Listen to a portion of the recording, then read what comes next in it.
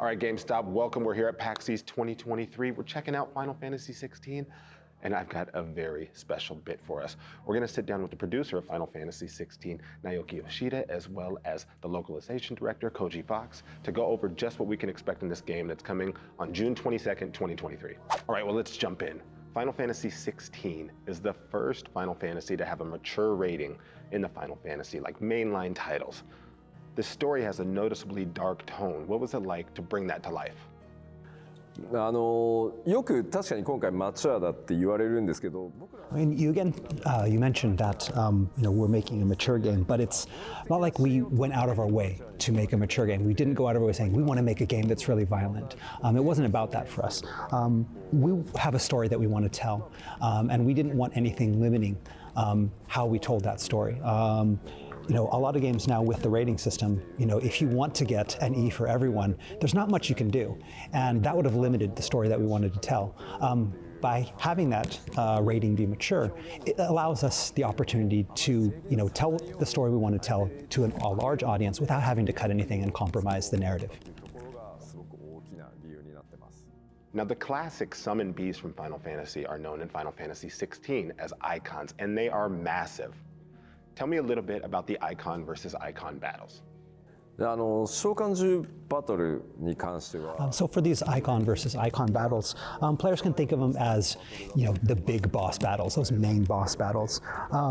But their design, again, depending on the situation, depending on the icon that you're fighting, it's going to be different because, again, each of these icons and these dominants have their own story, and we wanted the battles to fit those stories and to fit those icons. So every single battle had to be different because everyone has a different story.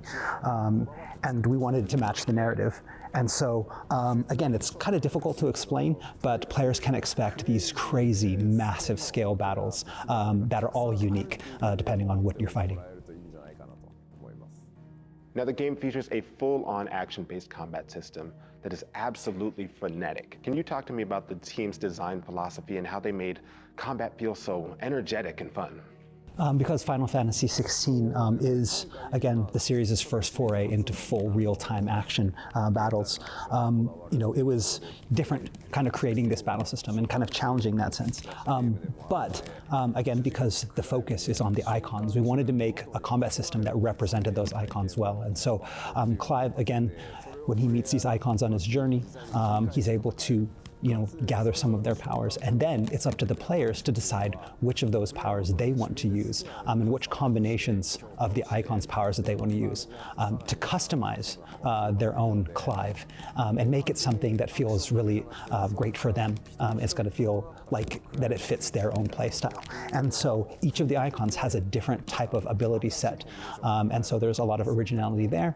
And then the player is going to be able to go in and find something that fits them. And it's about the joy of finding the perfect set for you. Now, GameStop is providing the Realms of Valisthea patches, which I have right here, for anyone that pre-orders the game. Can you talk to me about what these patches represent and what they mean for each realm? So again, we don't have very much time in this answer, so it's going to be, if we could talk about each of the nations, it would take forever. So I want to go just be a little bit more broad in my answer. So in Valisthea, you have these 5 nations and this one free neutral state. And then amongst those, you have the mother crystals, and these mother crystals are what support, the civilization. You can think of them as like these oil fields, and the ether, the magic essence that they give off, is the oil from these. And so it's a very major resource for all of the nations. And so what's happening in the land is that resource is running out. And so of course you're going to have all of these nations battling over what's left of it. And so you have all of these people that are vying for this final little bit of the resources, and that creates tension.